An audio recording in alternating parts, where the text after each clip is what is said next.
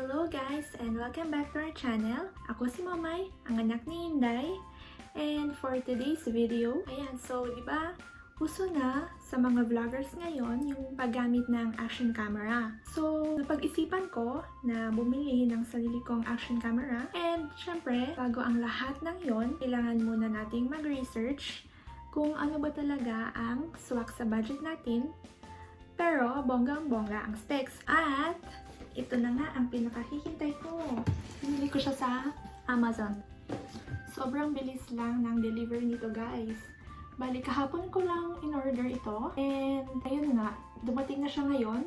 So isang araw lang yung pagitan between the order and the arrival ng order. Sobrang bilis talaga. Gamit ko yung Prime account ko sa Amazon. So madali lang yun guys. Pwede kayo mag-register sa Amazon and then apply kayo sa free trial, 1 month free trial ng Amazon Prime para magka-benefit kayo ng free and fast delivery sa Amazon.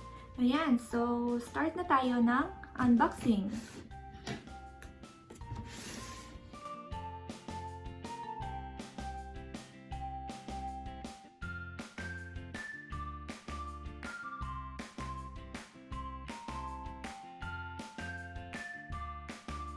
So, ang binili ko guys is yung DJI Osmo Action Camera.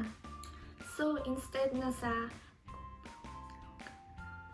nag-opt ako na bilhin itong DJI Osmo Action Camera. Sa mga gusto pong makaalam ng details nitong action camera na ito, ay i-click lang po nila yung link na ilalagay ko sa description para po may idea po kayo about dito sa action camera na ito. And mamaya po ay itetest po natin ito and i-compare po natin yung specs nito. I-compare po natin yung video na mare-record nito sa iPhone and sa SLR camera. Itetest natin itong camera na ito para makita nyo kung gaano siya ka-worth it bilhin. Hindi na ito bago sa akin, yung DJI Osmo camera, kasi meron ako nakita sa Instagram, yung fino-follow kong account, na ito yung ginagamit niyang action camera. And ito rin yung nirecommend ni Kuya as an alternative doon sa sikat na action camera ngayon, which is more expensive. So, itong DJI Osmo Action Camera, kahit bago pa lang siya, ay naabutan niya na yung qualities ng GoPro. And of course, hindi daw siya naglalag. So, yung ginagamit ko na pang vlogging ngayon is itong phone na ito. And itong SLR.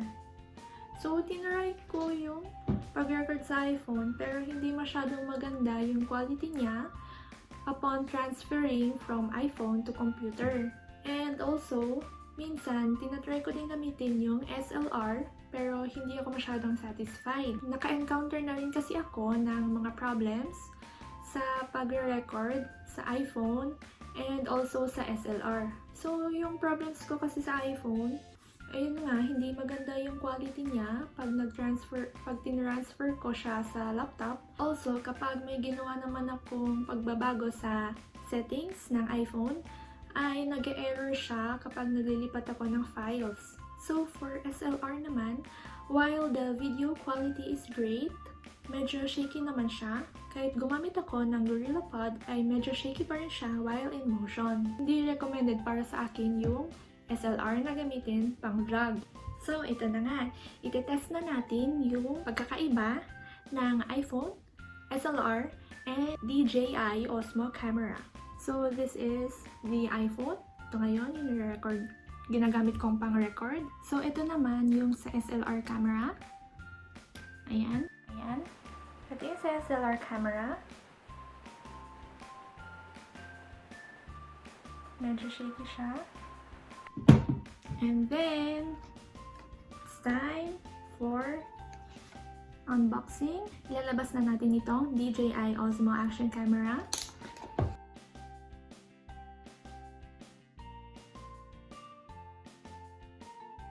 Sabi dito, meron siyang dual screen, 4K HDR, 11-meter waterproof, 4K EIS, 4K 60p, and 1000p. So, yung meron dito sa loob ng box is yung Osmo Action with camera frame, curved adhesive mount, battery case, USB-C cable, locking screw, quick release base, and flat adhesive mount.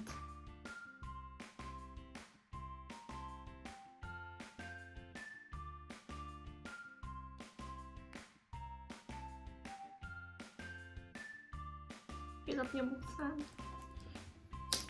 Yan.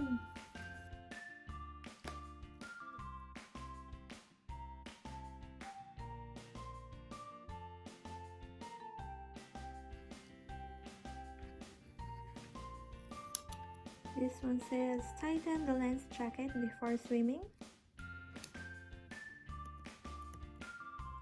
Switch modes, switch screens, or exit is this QS button.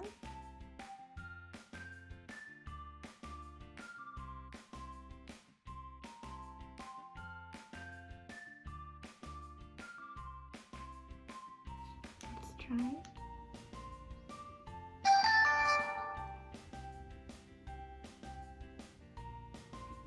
Ayan, so i-activate daw natin. Ayan, so ito na nga, na-set na natin yung action camera and makikita niyo na siguro yung nasa screen. So, ito try na natin itong i-record.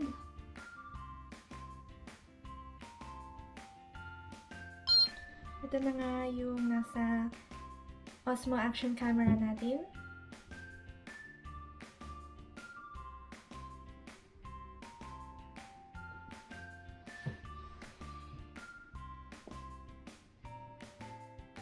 Yan, so galaw-galawin natin.